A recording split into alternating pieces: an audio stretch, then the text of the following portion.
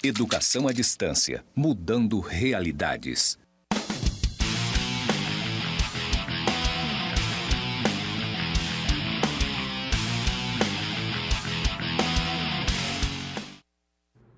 Bem-vinda, minha aluna, bem-vindo, meu aluno, professor Arthur, aqui com você na nossa primeira web aula, perfeito? Depois da nossa apresentação, então a gente começa agora sim a dar prosseguimento no conteúdo da disciplina de administração mercadológica, né?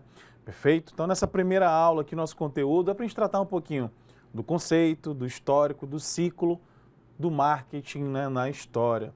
Como objetivo, né, específico, a gente tem que conhecer e também compreender toda essa teoria do marketing, especialmente com relação aí a essa evolução. Como é que a gente começa, então, a ter essa ideia, esse entendimento aqui da disciplina de marketing, perfeito? Primeira coisa que a gente vai tratar aqui, que está lá no teu slide, que você vai aparecer aí, vai jogar na tela para você, é com relação à palavra marketing. Mas, professor, né, a nossa disciplina administração mercadológica, né, gente? A administração do mercado, a administração do marketing, o gerenciamento disso, perfeito? Então, o que se trata o marketing? A palavra marketing, ela é originária do inglês, né? Onde marketing significa mercado, ok? E o sufixo ali, que é o ing, né? Marketing, né? Falando de uma forma bem abrasileirada, né? É o sufixo que ele é em forma de gerúndio, então ele significa que esse mercado está em constante ação, está em movimento, é um mercado que está, portanto, em ação. Então, o mercado, que é o marketing, mais ação, que é o sufixo. Logo, mercado em plena ação. E esse seria, portanto, o nosso significado aqui de marketing. Claro, que de uma forma bem objetiva para você entender qual que é a dinâmica dessa disciplina. E aí, gente, para a gente tratar um pouquinho do ciclo do marketing na história, a gente começa aqui no slide na década de 50, mas vale lembrar para você a seguinte situação. A gente tem, então, a Revolução Industrial em 1900, né, meados de 1900. Perfeito? O que acontece? Qual que é o fenômeno? Qual que é o grande acontecimento? Até então, a gente tinha um homem, né, trabalhando no campo. Então, aquele cara estava no campo, trabalhando no campo, né, a produção dele era limitada, e de repente, né, com a introdução da máquina a vapor, com as ferramentas, com as indústrias chegando, com a produção em massa, aquele homem que estava no campo, ele sai daquela realidade e vai literalmente para as fábricas, né? Ele entra nas fábricas e ele tem, então, essa mudança muito abrupta, né? Então, aquele cara que estava acostumado com um trabalho manual, um trabalho que era mais duradouro, ele vai para um trabalho mais repetitivo, um trabalho sequencial, um trabalho em grande escala. Então, a gente tem um movimento no mundo todo muito diferente, né? Muito ainda, até então, não experimentado. E nesse período, a gente não tem ainda uma ciência que cuidava das empresas, das organizações. Como assim, professor? Exatamente. A gente não tinha nenhuma essa preocupação com a eficiência, com a produtividade, ok? Então, e mais ou menos na década ali, 1910, 1916, existem dois estudiosos da administração que com certeza vocês viram aqui nas primeiras disciplinas do curso, que é o Taylor e o Fayol. O que esses camaradas, né, o que esses grandes estudiosos fizeram? Né? Eles vêm e fazem, né, e criam, são os precursores da teoria da abordagem clássica da administração. Taylor traz, então, aquela abordagem mais científica, onde ele faz estudo dos tempos e movimentos, e o Fayol tem um foco voltado para dentro da organização. Né? Embora diferentes, eles são complementares nas suas visões. E essas visões são muito de chão de fábrica, de produtividade, de aumentar a eficiência da organização. Então, essa era a ideia principal, tanto de Taylor quanto de Fayol, aumentar a eficiência da produção. Veja que eu estou dando todo um contexto histórico, né, de teoria geral da administração, para a gente chegar até então, aqui no início na década de 50, com a disciplina de marketing. Perfeito? Então, passando aí esse período de Taylor e de Fayol, o que a gente tem? Década de 50, né? Os primeiros passos, então, portanto, para a difusão do marketing foram dados por Peter Drucker, né? Ainda que de forma implícita, em 1954, né? Com a publicação do livro A Prática da Administração. Não se tratava propriamente de um estudo detalhado sobre marketing, mas foi o primeiro registro escrito que cita essa ferramenta como uma força poderosa a ser considerada por administradores focados no mercado. Qual que era a ideia? Vamos pensar o seguinte: Então, a gente sai da Revolução Industrial, Taylor, Fayol fazem estudos, perfeito, maravilha, show de bola. As fábricas começam a produzir de forma ainda muito nichada. Então tinha uma fábrica só de papelão, uma outra de embalagem. O que não existia, gente? A própria concorrência. Então tinha espaço, né? Tinha muito espaço para as organizações. Então, eles não tinham essa preocupação demasiada que hoje o marketing tem, né? De vender, de fazer uma previsibilidade da demanda, de entender o comportamento do consumidor. Essa ideia até então, 1940, 1930, 40, não era ainda pré-concebida, né? Era algo ainda que não era nem imaginado. Mas, na década de 50, especialmente com esse livro do Peter Drucker, a gente começa a perceber essa preocupação, esse movimento. Olha, a gente precisa, então, focar no mercado, né? Hoje não tem só mais uma indústria de papel higiênico, hoje não existe só uma indústria de embalagem, enfim, né? Começam a surgir os novos concorrentes. E se começa a surgir um novo concorrente, o que acontece com aquela indústria, com aquela empresa que já tinha, né, a sua empresa, a sua fábrica em produção? Ela começa a perder espaço no mercado. Olha eu falando de mercado, olha eu falando de concorrência.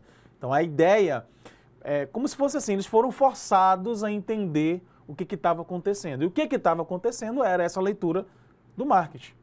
Perfeito? Então, portanto, 1950, a primeira ideia que a gente tem é uma ideia ainda incipiente, mas devido à publicação do livro do professor Peter Drucker, né? Abre parênteses aí que o Peter Drucker é um dos grandes estudiosos da administração até hoje, né? Então você vai ver ele em marketing, teoria geral da administração, estratégia competitiva um pouquinho, administração por objetivos. Então é um autor muito importante no cenário da administração. Perfeito? Então esse é o retrato da década de 50. Perfeito? As indústrias estavam se organizando, se preparando, né, para colocar o seu produto, mas aí então começa a acontecer as concorrências, né, outros entrando no mesmo ramo que eles estavam. E aí eles precisavam então ter um olhar diferenciado. Como é que a gente vai fazer? O que a gente precisa fazer para ser diferente? Então eles começam a perceber isso de uma forma muito ainda ingênua. Vamos lá, avançando mais um pouquinho. Década de 1960. Então a primeira grande mudança nesse cenário aqui veio logo em 1960 por Theodore Levy, mais tarde intitulado o pai do marketing, professor da Harvard, né? Harvard Business School. Seu artigo na revista Harvard, intitulado Miopia de Marketing. Olha o título do artigo, né? Miopia é uma doença que atinge os olhos e que faz você enxergar de uma forma reduzida, né? Então você, olha o título do artigo dele, Miopia de Marketing. Até sugiro vocês aí fazer uma busca e, se tiver um tempinho extra, fazer a leitura desse artigo, né? Já tem ele já aqui no Brasil, traduzido em português, enfim. Então esse artigo, o que ele traz para a gente? Ele revela uma série de erros de percepções e mostrou a importância da satisfação dos clientes e transformou para sempre, então, o mundo dos negócios. O vender a qualquer custo deu lugar, então, à satisfação garantida dos clientes. Não é à toa que assistiu-se logo após esse período um renascimento das marcas, como exemplo aqui as principais, né? Sears, Coca-Cola, Marlboro, entre outras muitas marcas. O que a gente traz aqui para a gente discutir um pouquinho desse cenário da década de 60? Então, como eu falei para vocês, o início da década de 50, de uma forma muito ainda sem saber o que estava acontecendo, mas já percebendo um certo movimento, né? E é importante você entender aquele momento para entender o movimento da história. Então, quem é gestor da área de marketing precisa dessa percepção. Então, aqui na década de 60, em virtude desse artigo, Miopia de Marketing, a gente já tem uma preocupação mais focada na satisfação do cliente. Até então, o foco era o quê? Era produzir e vender. O próprio Ford, gente, né, que vocês viram lá na teoria geral da administração, o próprio Ford, né, que teve a sua fábrica, o carro, que era aquele carro do modelo T, enfim, que ele fazia um carro de qualquer cor, desde que a cor fosse preta. Olha a ideia dele lá em 1930, né? Ele fazia qualquer carro desde que fosse preto. Tem cabimento isso hoje, né, no mundo que a gente vive? Claro que não.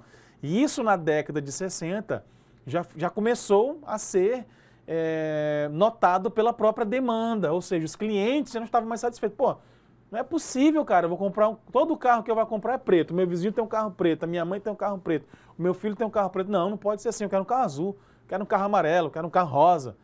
Eu queria um carro diferente, queria um carro com outro design. Então essa satisfação do cliente começou a ser percebida.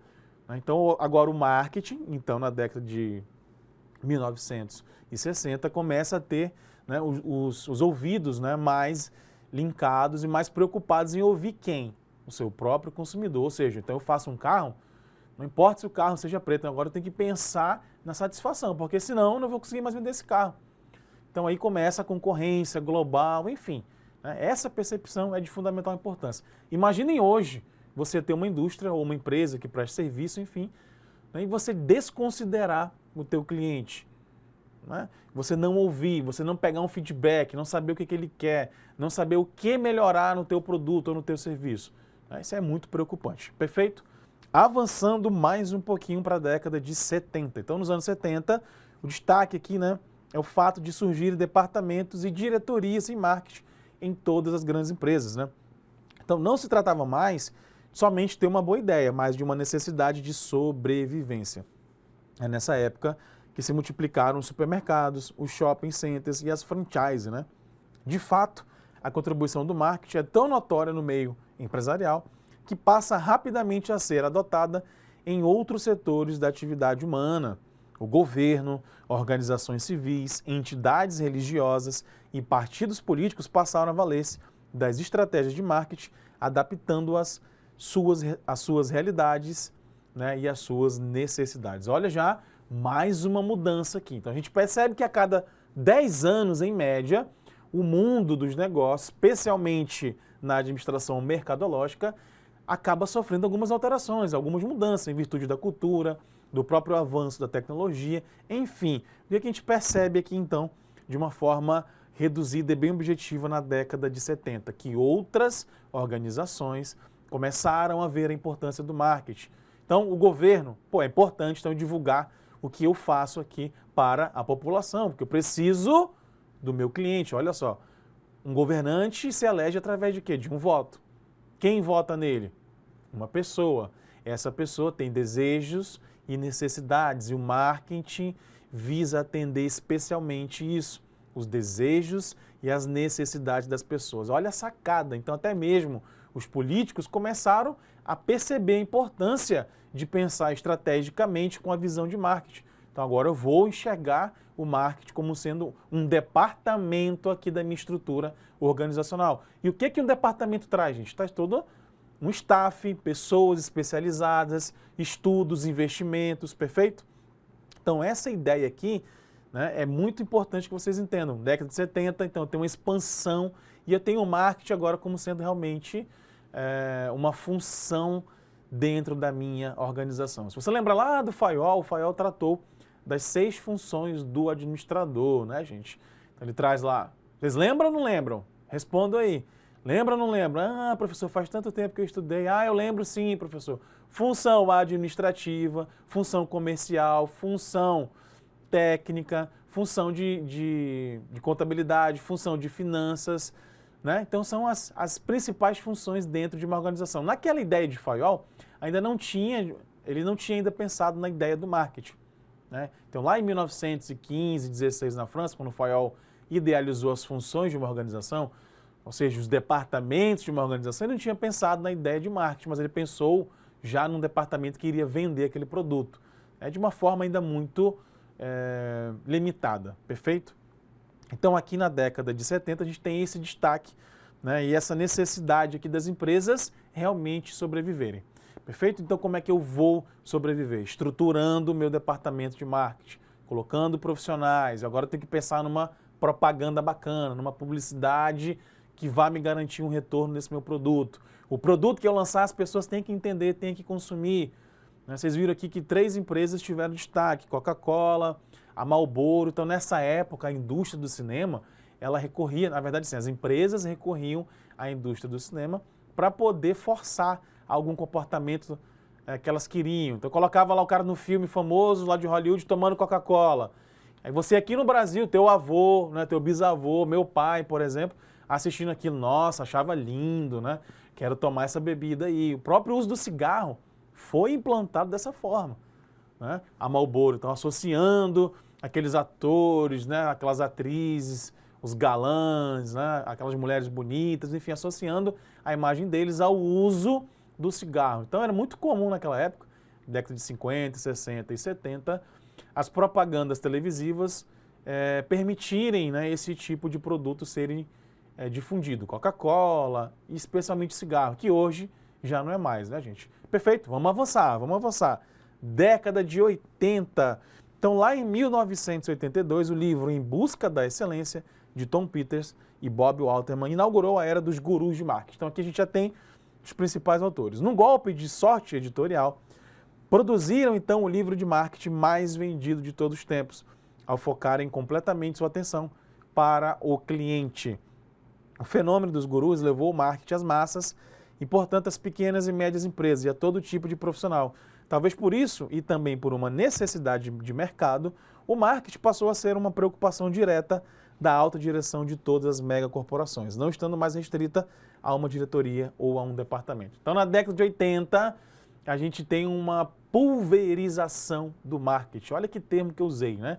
Pulverizar é o quê? Você espalhar, você realmente disseminar que essa disciplina, que essa função organizacional, ela é sim estratégica, porque ela traz retorno para a minha organização. Ela traz retorno através de quê? Através de uma atenção demasiada para o cliente. Então eu preciso focar no cliente, qual que é a sua necessidade, né? Qual que é o seu comportamento, não importa somente eu vender, qual que é o pós-venda disso, né? Qual que é, depois da venda, o que eu entrego além disso para o meu cliente. Então essa importância fica nítida aqui na década de 80. E além disso, né, a gente tem também essa disseminação da disciplina de marketing, da ideia de marketing, da sua importância, da sua relevância para as pequenas e médias empresas.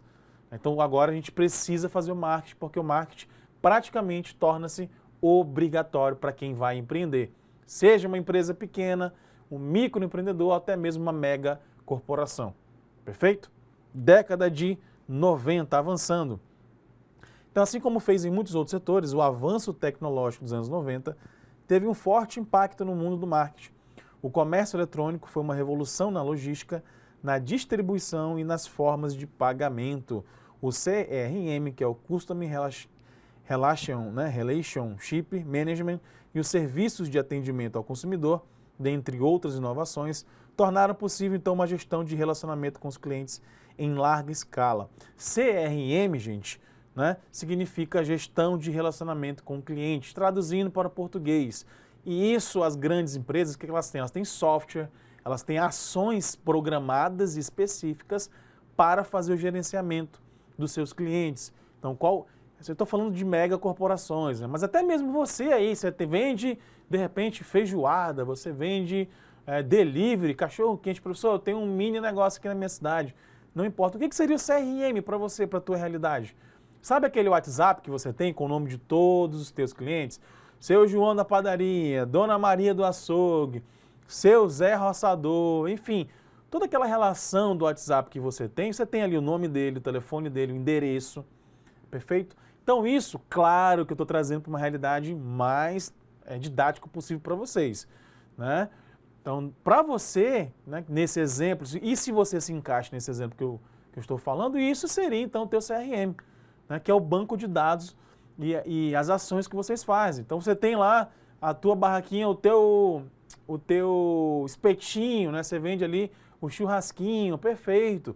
Professor, então eu tenho esse meu churrasquinho e todo dia eu envio ali uma mensagem, se tiver alguma promoção, se tiver algum preço, algum combo, eu faço uma lista lá no meu WhatsApp e envio para todos aqueles meus contatos que já são os meus consumidores, por exemplo. Então isso, claro que de uma forma didática, de uma forma simples, seria o teu CRM. E as grandes corporações fazem isso, gente, com programas enormes, né?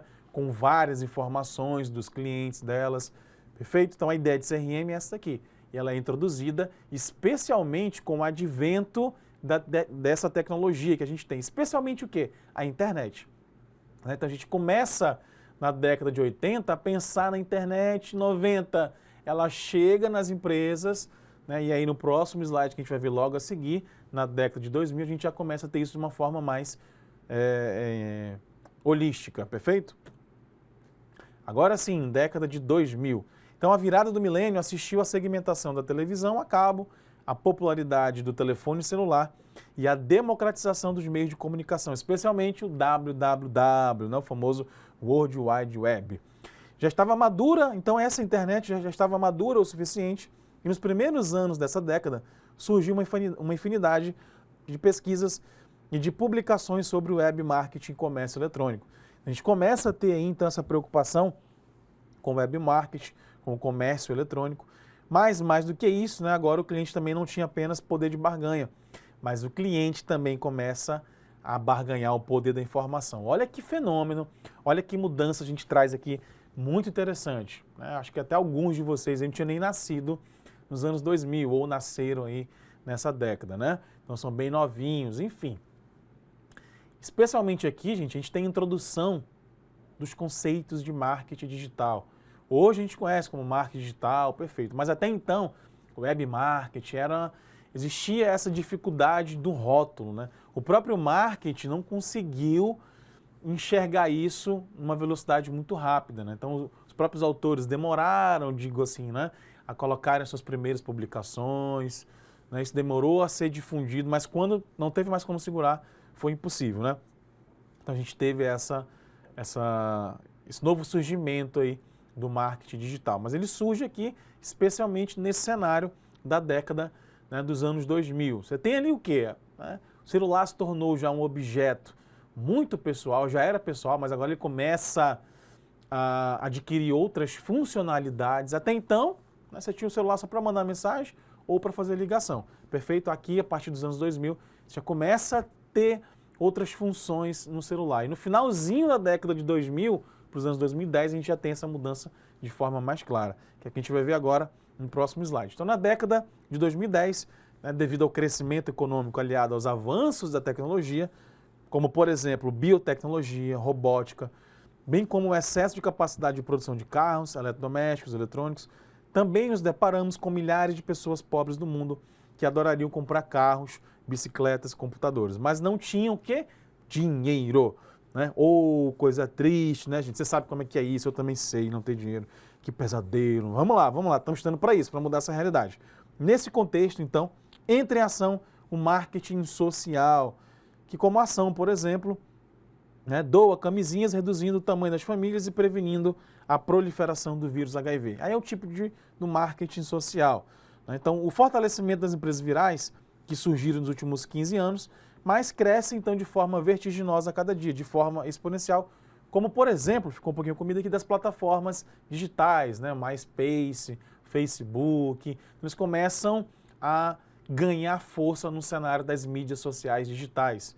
A gente pega nessa década de 2000 para 2010 essa evolução.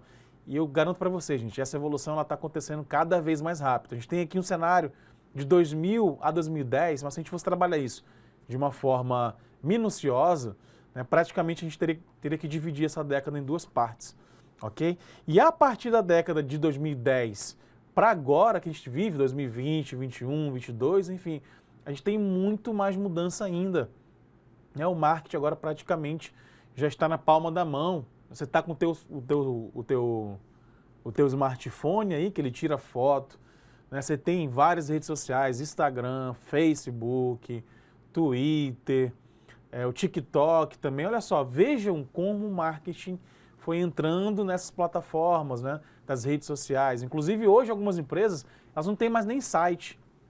O que ela tem? O arroba lá no Instagram, o arroba lá no Facebook. Se bem que o Facebook também já está um pouco relativamente em desuso, né? Mas se você quer um destaque, quer colocar uma foto bacana, quer compartilhar, o Instagram ainda acaba sendo uma ferramenta muito mais eficaz para você poder ter esse nível de compartilhamento. Perfeito? Então, resumindo, o que eu quero dizer? A importância e a relevância do marketing digital, desse fenômeno. As pessoas mudaram a forma de consumir. Hoje você compra pelo WhatsApp, hoje você compra pelo Instagram. Claro que de forma segura, né? Sempre de forma segura. Busque sempre ali saber se aquela empresa existe, se tem o CNPJ.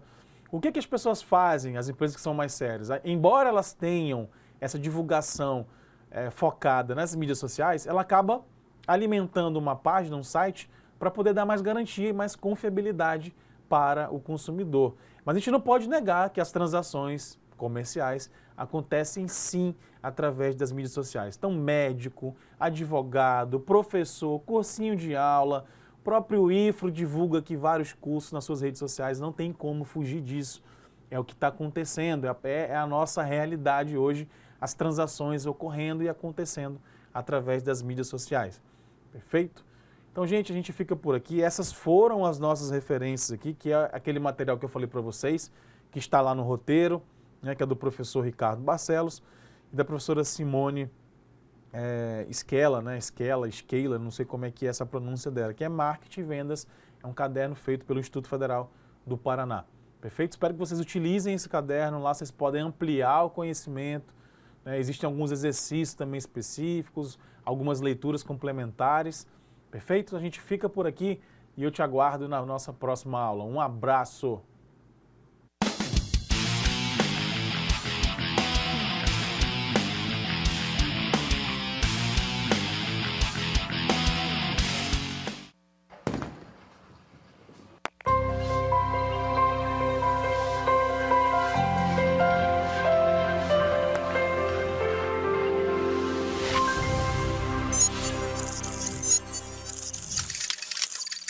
Educação à distância, mudando realidades.